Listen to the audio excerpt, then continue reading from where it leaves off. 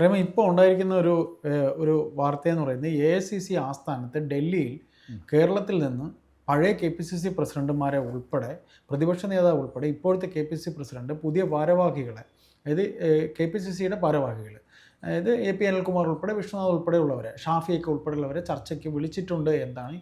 ശശി തരൂരിനെയും വിളിച്ചിട്ടുണ്ട്, ഇൻഡിവിജ്വലി സംസാരിക്കാനായി വിളിച്ചിട്ടുണ്ട് എന്നാണ് പറയുന്നത്. ഏതായാലും ചർച്ച കഴിഞ്ഞ് പുറത്തിറങ്ങിയ സുധാകരൻ എന്ന കണ്ണൂർ സിംഹത്തിൻ്റെ വാക്കുകളിൽ യാതൊരു തൃപ്തിയും അദ്ദേഹത്തിനില്ല. അദ്ദേഹം പറഞ്ഞത് ഇങ്ങനെ പോയാൽ എല്ലാം കൂടെ വെള്ളത്തിൽ പോകും എന്നാണ് അദ്ദേഹം പറഞ്ഞത്.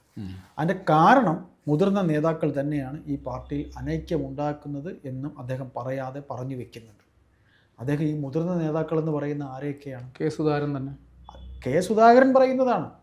സുധാകരൻ അടങ്ങുന്നതാണല്ലോ ഈ മുതിർന്ന നേതാക്കൾ. അദ്ദേഹം അടക്കം ഈ അദ്ദേഹത്തിനെ കുറിച്ച് എന്തായാലും അദ്ദേഹം പറയില്ല. മുതിർന്ന നേതാവെന്ന് അദ്ദേഹം ഒരു KPCC പ്രസിഡന്റ് ആയിരുന്ന അദ്ദേഹം പോലും പല കാര്യങ്ങളിലും പരസ്യ നിലപാട് ഇപ്പോഴും പറഞ്ഞുകൊണ്ടിരിക്കുകയാണ്.